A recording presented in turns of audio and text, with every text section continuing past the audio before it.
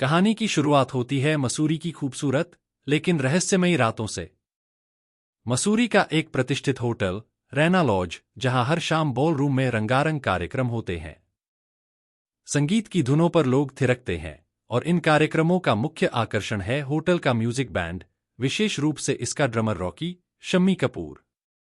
Rocky अपनी drumming के लिए मशहूर है और उसकी शरारती मुस्कान और आकर्षक व्यक्तित्व की वजह से वह लड़कियों का चहेता बन गया है। एक रात जब होटल में धूमधाम से पार्टी चल रही होती है, उसी दौरान एक भयानक घटना घटती है। रूबी, हेलेन, जो रॉकी की दीवानी थी, अचानक होटल की तीसरी मंजिल से कूदकर आत्महत्या कर लेती है। इस घटना से पूरे होटल में सनसनी फैल जाती है। पुलिस जब जांच करती है तो रूबी के पास से एक चिट्ठी मिलती है जिसमें उसने रॉकी का नाम लिखा होता है। रूबी की मौत का जिम्मेदार रॉकी को ठहराया जाता है। रूबी की मौत की खबर सुनकर उसकी बहन सुनीता, आशा पारेख, स्तब्ध रह जाती है।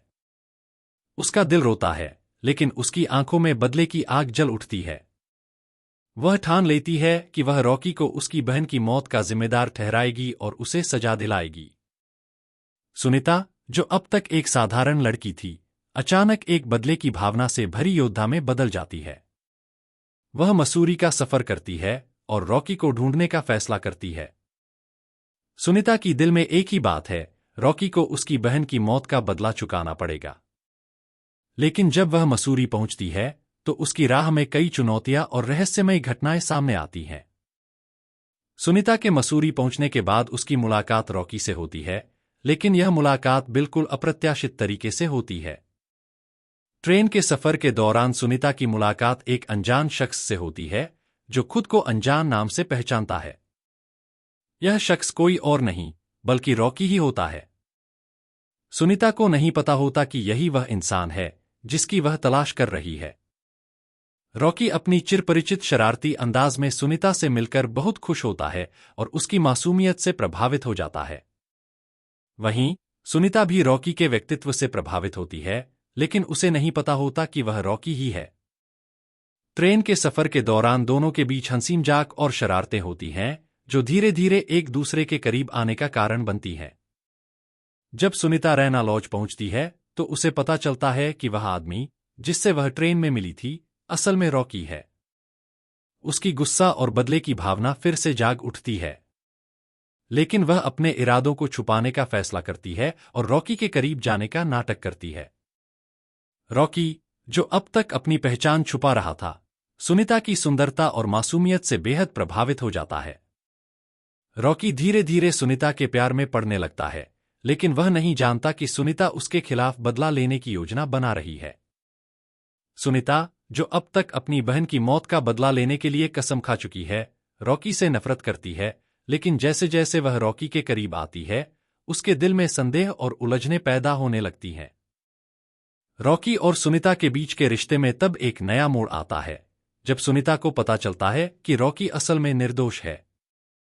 उसने रूबी की मौत में कोई भूमिका नहीं निभाई थी। सुनीता के दिल में रॉकी के प्रति जो नफरत थी, वह धीरे धीरे कम होने लगती है और उसके बदले प्यार और करुणा का स्थान ले लेता है।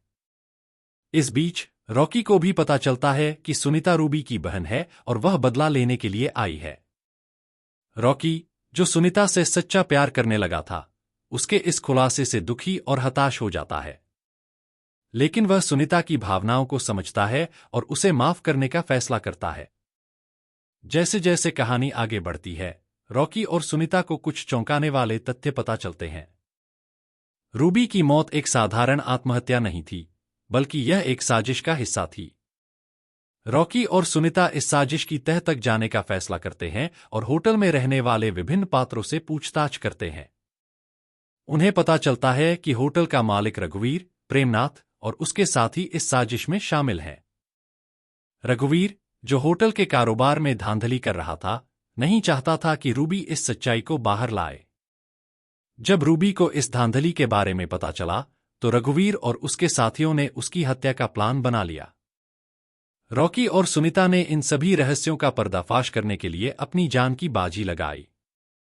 वे पुलिस के साथ मिलकर इस साजिश का भंडाफोड़ करते हैं और दोषियों को कानून के हवाले कर देते हैं।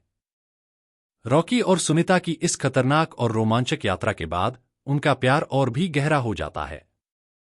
दोनों एक दूसरे से अपने प्यार का इजहार करते हैं और एक नई जिंदगी की शुरुआत करने का फैसला करते हैं। रूबी की मौत का बदला लेकर सुनीता के दिल को शांति मिलती है और वह रॉकी के साथ एक खुशहाल जीवन की ओर बढ़ने का फैसला करती है।